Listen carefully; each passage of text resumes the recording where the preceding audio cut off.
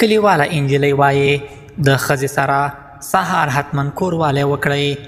ما سره مې خاوند هر سهار کوروالی کوي. خاوند مې سخت خوندونه واخیستل. سهار د ښځې بدن یو ځانګړی حالت لري. ځکه له شپې د اوږده خوب وروسته د هغې رګونه خلاص وي، بدن تود وي او د احساساتو طبیعي جریان پکې زیات وي. د همدې لپاره که میړه له خپلې ښځې سره سهار کوروالی وکړي، دواړه ترې زیات خوند اخلي. د ښځې بدن په سهار کې نرم وي او د شهوت کچه یې لوړه وي، نو د دې وخت ناز او مینه د نورو ساعتونو په پرتله زیات اغیز لري. ډېرې ښځې وایي چې سهار د دوی د شهواني احساساتو طبیعي وخت دی. کله چې د لمر وړانګې بدن ته ورسیږي او اکسیجن تازه شي، نو بدن په طبیعي ډول چمتو وي.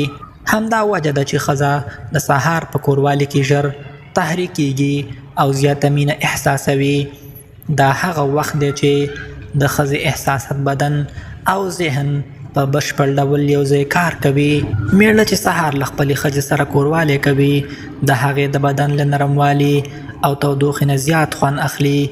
دا نه یوازې د شهوت د پوره کولو لپاره، بلکې د مینې د پیاوړتیا لپاره هم یو غوره وخت دی. د سهار کوروالی د ښځې زړه ته سکون، د ذهن صفا او د بدن تازهوالی ورکوي. د طب له مخې هم د سهار کوروالی د بدن لپاره ګټور بدل شوی دی. د انسان د هورمونونو کچه په دې وخت کې لوړه وي چې دا کار د بدن قوت زیاتوي او د ورځني فشارونو په وړاندې مقاومت پیدا کوي. ښځه چې سهار دا احساس تجربه کړي، ټوله ورځ خوشحاله او فعاله وي. نو که غواړئ چې ستاسو د ژوند مینه، خوند او سکون زیات شي، د ښځې سره سهار حتما کوروالی وکړئ.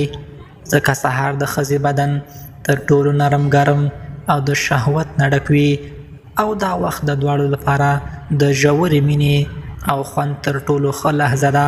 په دې هیله چې ویډیو به مو خوښه شوې وي. د نورو تازه او مهمو ویډیوګانو لپاره زموږ چینل حتما سبسکرایب کړئ. تر بیا ښه وخت او ښې چارې.